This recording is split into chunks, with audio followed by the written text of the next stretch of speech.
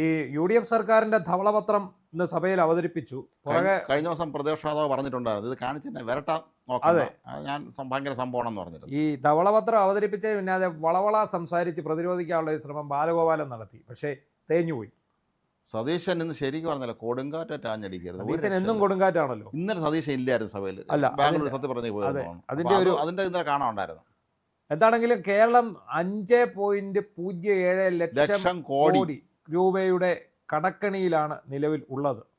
അപ്പോൾ ഇവർ പറഞ്ഞിരുന്ന 6000 കോടി രൂപ 5982 കോടിയോ മറ്റോ അവിടെ ഉണ്ടായിരുന്നു എന്ന് പറഞ്ഞത് അവിടെ തന്നെ ഉണ്ട്.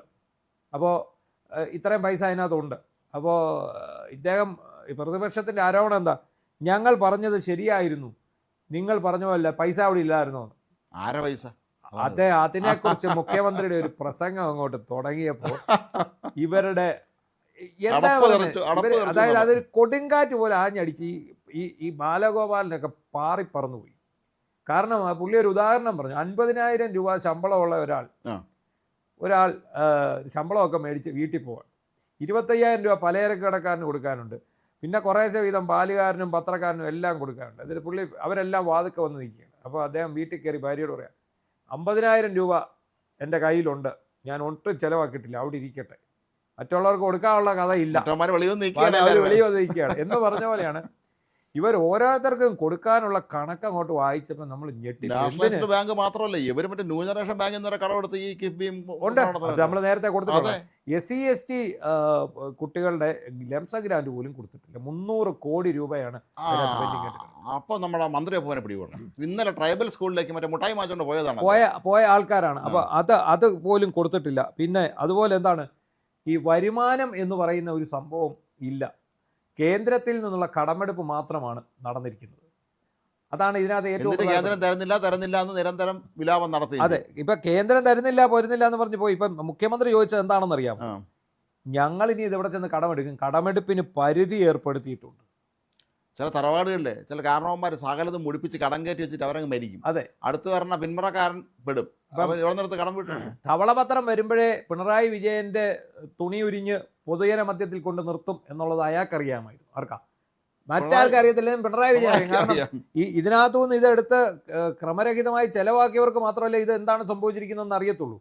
അതുകൊണ്ട് തന്നെയാണ് ഇയാൾ ഉമ്മാക്കിയാണെന്നും പറഞ്ഞ് നിയമസഭയിൽ കിടന്നത്. ധവളപത്രം എന്ന ഉമ്മാവിക്ക് വേണ്ടി പേടിപ്പിക്കരുതാ. ഞങ്ങൾ പണ്ട് ബ്രണ്ണൻ കോളേജിന്റെ ഇതിലൂടെ ഊരിപ്പിടിച്ച വാളുകൾക്കിടയിലൂടെ തലയിൽ പൊക്കി പോയ ആളാണ് പിണറായി വിജയൻ. ആ പിണറായി വിജയനോട് കളിക്കരുത് എന്ന് പറയത്തല്ലോ. പിണറായി വിജയനോട് കളിക്കരുത്. കീലേരി അച്ചു ആണ് പിണറായി വിജയൻ. പിണറായി വിജയനോട് കളിക്കരുത്. 5.07 ലക്ഷം കോടി രൂപയിൽ മുഖ്യമന്ത്രിയും പേരക്കുട്ടിയും ഭാര്യയും എല്ലാവരും കൂടെ ചേർന്ന് വിദേശയാത്ര നടത്തിയുണ്ട്. കാരണം കഴിഞ്ഞ 10 വർഷത്തെ പിണറായി വിജയന്റെ 2 സർക്കാരുകളുടെ കാലത്തെ ധവളപത്രമാണ് പുറത്തിറക്കിയിരിക്കുന്നത്. അതിന് സതീശൻ നല്ലൊരു വാചകം പറഞ്ഞു. അതായത് കഴിഞ്ഞ 10 വർഷത്തെ കണക്കുകളുള്ള ഈ ധവളപത്രം ഉമ്മാക്കിയല്ല, നിങ്ങൾക്ക് നേരെ പിടിച്ചൊരു കണ്ണാടിയാണ്. 10 കൊല്ലത്തെ മിസ്മാനേജ്മെന്റിന്റെ കണ്ണാടിയാണ്.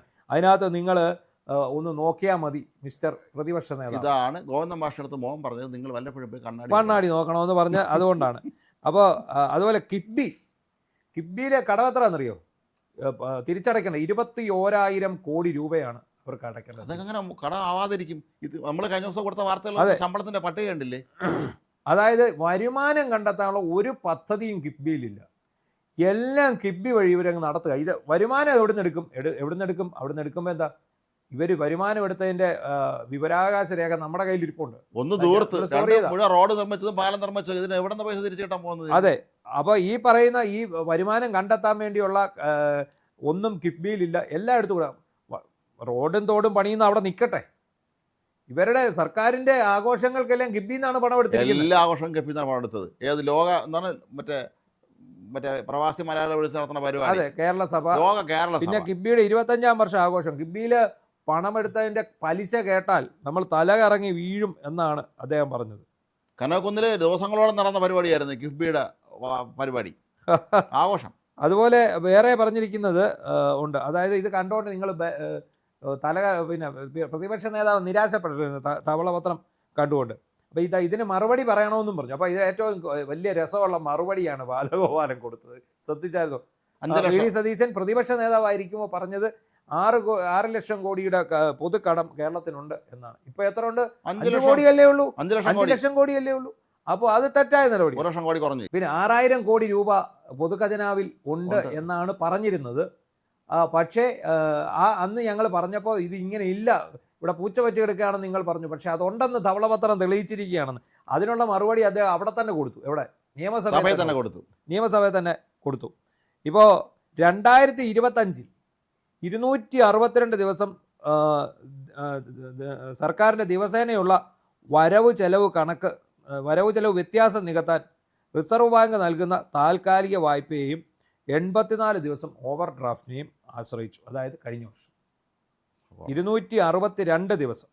ബാക്കി 84 ദിവസം ഈ ഓവർ ഡ്രാഫ്റ്റിനെ ആശ്രയിച്ചു. ഒരു വർഷം ഇങ്ങനെ കടന്നുപോയി. ഇവർ തിന്ന് കുടിച്ച് ആഘോഷിച്ച് വിദേശയാത്ര നടത്തി ഇവിടെ ഏറ്റവും കൂടുതൽ പിണറായി സർക്കാർ വീണ്ടും വരണമെന്നും പറഞ്ഞ് ഇവിടെ സിന്ദാബാദും ഇതും വിളിച്ച് ഇവിടുത്തെ സകലമാന തരികിടയും കാണിച്ചുകൊണ്ട് നടന്ന ഇടതുപക്ഷ സർവീസ് സംഘടനകൾ അറിയാൻ വേണ്ടി പറയുക. പെൻഷൻകാരുടെ DA/DR കുടിശ്ശികൾ ഉൾപ്പെടെ 48,733 കോടി രൂപയാണ്. അതായത് ജീവനക്കാരുടെ DA ഉണ്ട്, പെൻഷൻകാരുടെ DR കുടിശ്ശിക 48,733 കോടി രൂപയുടെ ബാധ്യതയാണ്. അപ്പോൾ ഇദ്ദേഹം സതീശൻ ചോദിച്ച ഒരു ചോദ്യം, ഒരു ഗഡു കൊടുത്തുകൂടായിരുന്നു 6000 കോടി ഉണ്ടെങ്കിൽ? നിങ്ങളിവിടെ ഇറങ്ങിപ്പോകാൻ നേരം ഇതിനകത്ത് 6000 കോടി ഇട്ടേച്ച് നിങ്ങൾ ഈ നാട്ടിൽ ആകെ 6000 കോടിയുണ്ട് കയ്യിൽ, കൊടുത്തു തീർക്കാനുള്ളതൊക്കെ 21,000 കോടി രൂപയാണ് തിരിച്ചടവ്. ഈ 48,733 കോടി രൂപ സർക്കാർ ജീവനക്കാരുടെ DA കുടിശ്ശിക തന്നെയുണ്ട്. പിന്നെ മാത്രമല്ല ഇവർ തന്നെയാണ് പറഞ്ഞത് ഇത്തവണ ക്ഷേമ പെൻഷനുകൾ കൊടുത്തില്ല എന്ന് വെറുതെ ആരോപിക്കുന്നത്. പൊതുമേഖലാ സ്ഥാപനങ്ങളുടെ സഞ്ചിത നഷ്ടം 78,851 കോടി രൂപ. 6000 കോടി ഖജനാവിലുണ്ട്. ഇതിന്റെ കണക്കാ പറയുന്നത്. പിന്നെ KSRTCയും വാട്ടർ അതോറിറ്റിയും കടുത്ത നഷ്ടത്തിലാണ്. പിന്നെ എങ്ങനെ ഈ KSRTCയിൽ നമുക്ക് ഈ ഇന്ദിരാ ഗ്യാരണ്ടി നടപ്പാക്കാൻ പറ്റും? അതാണ്. അപ്പോൾ VD സതീശന് 2024-25 സാമ്പത്തിക വർഷത്തിൽ കേരളത്തിൻ്റെ ആകെ വരുമാനത്തിൻ്റെ 77.6% ശമ്പളവും മറ്റ് അതുപോലെയുള്ള ചെലവുകൾക്കുമായിട്ടാണ് നിയോഗിച്ചിരുന്നത്. ശമ്പളം, പെൻഷൻ, പലിശ, ഇത് മൂന്നേ നടക്കുന്നുള്ളൂ. സർക്കാർ ജീവനക്കാരുടെ ശമ്പളം, സർക്കാർ ജീവനക്കാർക്കുള്ള പെൻഷൻ, പിന്നെ എടുത്ത വായ്പയുടെ പലിശ തിരിച്ചടയ്ക്കുക, ഇത്രയുമാണ് 2024-25 സാമ്പത്തിക വർഷത്തിൽ ആകെ വരുമാനത്തിൻ്റെ 77.6% ചെലവഴിച്ചത്. ഇതിൽ ശമ്പളത്തിനായിട്ട് 39,904 കോടി രൂപയും പെൻഷനായിട്ട് 27,885 കോടി രൂപയും പലിശ കൊടുക്കാൻ 29,138 കോടി രൂപയും മാറ്റിവെച്ചു. ആകെ 96,927 കോടി രൂപ ഈ ഇനങ്ങളിൽ മാത്രം ചെലവായി. സത്യം പറഞ്ഞാൽ മലയാളികൾ ബോധം കെട്ട് വീഴേണ്ട ഒരു കണക്കാണ് ഇപ്പം പുറത്തു വിട്ടിരിക്കുന്നത്. വെറുതെ അല്ല പിണറായി പറഞ്ഞത് ഞങ്ങളെ പേടിപ്പിക്കാൻ നോക്കരുതെന്ന്. അതാണ്. അതുപോലെ ഈ വരുന്ന 25-26 വർഷത്തെ കണക്കുകൾ പ്രകാരം ഇത് 77% തുടരും. അതാണ് ദേശീയ ശരാശരി പ്രകാരം സംസ്ഥാനങ്ങളുടെ ബാധ്യതാ ചെലവ് വരുമാനത്തിൻ്റെ 46.1% മാത്രമാണ്. എന്നാൽ കേരളത്തിൻ്റെ ബാധ്യത 1.5 ഇരട്ടിയിലധികമാണ്. കൈവശം വരുന്ന ഓരോ 100 രൂപയിലും 77 രൂപ ഇത്തരം ചെലവുകൾക്കായി ഉപയോഗിക്കുമ്പോൾ ബാക്കിയുള്ള വെറും 23 രൂപ മാത്രമാണ് സ്കൂളുകൾ, ആശുപത്രികൾ, റോഡുകൾ, ക്ഷേമ പദ്ധതികൾ, തദ്ദേശ സ്വയംഭരണ സ്ഥാപനങ്ങൾ എന്നിവയ്ക്കായിട്ട് മാറ്റിവെച്ചു. ചുരുക്കം പറഞ്ഞാൽ ഇവിടെ ഒരു വികസനവും നടക്കാനുള്ള ഒരു സാധ്യതയും ഇതനുസരിച്ച് കാണുന്നില്ല. ഇത് അടുത്ത കണക്ക് ശ്രദ്ധിച്ചു. ശമ്പളത്തിനും പെൻഷനും പുറമെ പലിശ ഇനത്തിലുള്ള ചെലവ് കുത്തനെ ഉയരുന്നത് വലിയ ആശങ്കയാണ്. 2015-16 കാലയളവിൽ വരുമാനത്തിൻ്റെ 16.1% പലിശ നൽകാൻ ഉപയോഗിച്ചു. എന്നാൽ 2025-26 ഇത് 20.9%. 16-ൽ നിന്ന് ഇതിപ്പോൾ വന്നപ്പോഴത്തേക്ക് 10 വർഷം കൊണ്ട് അത് 20.9% ഉയർന്നു. അതാണ് ഈ പലിശ ഇനത്തിൽ പോകുന്നത്. ഇത്രയാണ്. ശമ്പളം, പെൻഷൻ, പലിശ ഇത് മാത്രമേ നമ്മുടെ ചെലവിലേക്ക് പോകുന്നുള്ളൂ. ബാക്കിയുള്ള ഇപ്പം അതുകൊണ്ടാണ് കരാറുകാർക്കെല്ലാം എത്ര കോടി രൂപയാണ് 16 കോടി പ്രാഥമിക ഒരു അന്വേഷണത്തിൽ മനസ്സിലാക്കാൻ കഴിഞ്ഞത്. അതാണ് പറഞ്ഞിരിക്കുന്നത്. അതുപോലെ ഇത് മറുമരുന്നായിട്ട് KM ചന്ദ്രശേഖരൻ എന്ന് പറയുന്ന ദാമ്പത്യ വിദഗ്ധൻ പറയുന്നത് സ്വകാര്യവൽക്കരണമാണ്. അതായത് സ്വകാര്യ സഹകരണ നിക്ഷേപങ്ങൾ ആകർഷിച്ചും ഭൂമി തൊഴിൽ നിയമങ്ങൾ പരിഷ്കരിച്ചും ദീർഘകാല അടിസ്ഥാനത്തിൽ വളർച്ച ഉണ്ടാക്കിയില്ലെങ്കിൽ കേരളം മുടിക്കും. KM ചന്ദ്രശേഖരനെ കുറിച്ച് പറയുമ്പോൾ അദ്ദേഹം ഇന്ത്യയുടെ ക്യാബിനറ്റ് സെക്രട്ടറി ആയിരുന്ന ആളാണ്. അതെ. കേരളത്തിൽ ഇവിടുത്തെ പ്ലാനിംഗ് ബോർഡ് വൈസ് ചെയർമാനൊക്കെ ആയിരുന്നാണ്. അദ്ദേഹം വളരെ ആധികാരികമായ എല്ലാ വിഷയങ്ങളെക്കുറിച്ചും കേരള IAS ഉദ്യോഗസ്ഥനായിരുന്ന ആൾ തന്നെയാണ് അദ്ദേഹം. അങ്ങനെ ഒരാളെ സംബന്ധിച്ചിടത്തോളം അദ്ദേഹത്തിന് കേരളത്തിൻ്റെ കാര്യം വളരെ കൃത്യമായിട്ട് അറിയാം. ഇവർ പലപ്പോഴും ആരോടും ഉന്നയിച്ചിരുന്നത് എന്താണ്, ഇത് പുറത്തുനിന്നുള്ള ആരെയും കൊണ്ടുവന്ന് ഇതൊക്കെ ഈ തയ്യാറാക്കിയെന്നൊക്കെ. അതായത് കടമെടുത്ത് മുടിഞ്ഞു എന്നാണ് ഈ ധവളപത്രത്തിൽ അദ്ദേഹം പറഞ്ഞു വെച്ചിരിക്കുന്നത്. എന്താണെങ്കിലും ഇതിനെ പ്രതിരോധിക്കാൻ വന്ന ബാലഗോപാലൻ വന്നിട്ട് അയാൾക്ക് അറിയില്ല എന്താണെന്ന്. അത് കഴിഞ്ഞ ദിവസം ഇദ്ദേഹത്തിൻ്റെ ഒരു പ്രസംഗം കേട്ടായിരുന്നു. ഞാൻ 5 വർഷം ഭരണപക്ഷത്തിരുന്ന എക്സ്പീരിയൻസ് കൊണ്ട് പറയുകയാണെന്ന്. സതീശൻ്റെ ഒറ്റ വാക്കിൽ അയാളുടെ മറുപടി വായടപ്പിച്ചു. ഞാൻ 25 വർഷമായിട്ടുള്ള എക്സ്പീരിയൻസ് ഉള്ള ആളാണ്, അതുകൊണ്ടാണ് ഞാൻ പറയുന്നത്. 5 തവണ MLA ആയിരുന്ന ആളായിരുന്നു. അപ്പോൾ എന്തൊക്കെ പറഞ്ഞാലും ശരി, ഈ ധവളപത്രം വന്നപ്പോൾ ധവളപത്രം വരുമ്പോഴേ പേടിച്ചു പോയി. ധവളപത്രം വരുത്തു എന്ന് പറഞ്ഞപ്പോഴേ പിണറായിക്ക് ആധി കയറി പറഞ്ഞു. അപ്പോൾ എന്താണ് ഇവർ ഇവിടെ കാട്ടിക്കൂട്ടിക്കൊണ്ടിരിക്കുന്നത് എന്നുള്ളത് കൃത്യമായിട്ട് ഈ ധവളപത്രത്തിൽ പറയുന്നുണ്ട്. എന്താണെങ്കിലും ഒരു കാര്യം ഉറപ്പായി, ഈ 10 വർഷം കൊണ്ട് കേരളത്തിൻ്റെ സാമ്പത്തിക മിസ്മാനേജ്മെൻറ്റ് എത്രത്തോളം വരുന്നത്. 5 വർഷം വലിയ ലോകം കണ്ട സാമ്പത്തിക ശാസ്ത്രജ്ഞനും 5 വർഷം ഇവയെക്കുറിച്ച് ഒരു ചുക്കും അറിയാൻ വയ്യാത്ത ഒരു ധനമന്ത്രി. അദ്ദേഹത്തിൻ്റെ സഹോദരൻ ഒരു ആസൂത്രണ മാനേജ്മെന്റ് വിദഗ്ധൻ. എന്നാൽ അദ്ദേഹത്തിൻ്റെ ഒരു സഹായമെങ്കിലും ഇദ്ദേഹത്തിന് ഈ കാര്യത്തിൽ കിട്ടിയിരുന്നെങ്കിൽ ഒരുപക്ഷെ ഇതൊക്കെ കുറച്ചുകൂടെ മെച്ചപ്പെട്ട. പിണറായി വിജയൻ അങ്ങനെ ഇങ്ങനെ എന്ന് പറയുമ്പോഴേ ബാലഗോപാൽ നിഷേധിക്കാൻ പറ്റും. കാശ് വേണം പിണറായി വിജയൻ, കൊണ്ടുവാ എവിടുന്ന് കടമെടുത്തോണ്ട് വാ. കടമെടുത്തോണ്ട് എന്ത് ചെയ്യണം? എനിക്കും എൻ്റെ കൊച്ചുമക്കൾക്കും അടക്കം വിദേശയാത്ര പോകണം. അത് സർക്കാരിന്റെ ചെലവിൽ എഴുതണം. അവിടെ താമസിക്കുന്ന ഹോട്ടലിൽ ഞങ്ങൾക്ക് ഇവിടെ ടൂറിസ്റ്റ് നടത്തണം. ഞങ്ങൾക്ക് ഈ നാട് മുഴുവൻ എൻ്റെ തലയിൽ എൻ്റെ ഫിഗറും വയ്ക്കണം. ഞാനല്ലാതെ മറ്റാരെന്നുള്ള ബോർഡ് വയ്ക്കണം. ഇതിനെല്ലാം കാശ് വേണം. അങ്ങനെ വരുമ്പോൾ കാശ് കിട്ടാതെ പോയ ഒരുപാട് പാവങ്ങൾ ഇവിടെ ഉണ്ട്. ആത്മഹത്യ ചെയ്ത കരാറുകാരുണ്ട്, ഒരുപാട് കരാറുകാർ. അതുപോലെ അംഗൻവാടി ജീവനക്കാർ, ആശാ വർക്കർമാർ, ഇവർക്കൊന്നും പൈസ കൂട്ടാൻ ഞങ്ങളുടെ കയ്യിൽ പൈസയില്ല. പക്ഷേ ശമ്പളവും പെൻഷനും, പിന്നെ ഈ DA കുടിശ്ശിക എത്ര കോടിയാണ് ഇപ്പോൾ കണ്ടില്ലേ? DA കുടിശ്ശിക അന്ന് ഇവിടുത്തെ NGO യൂണിയൻ അടക്കമുള്ള സർവീസ് സംഘടനകൾക്ക് DA കുടിശ്ശിക വേണ്ട.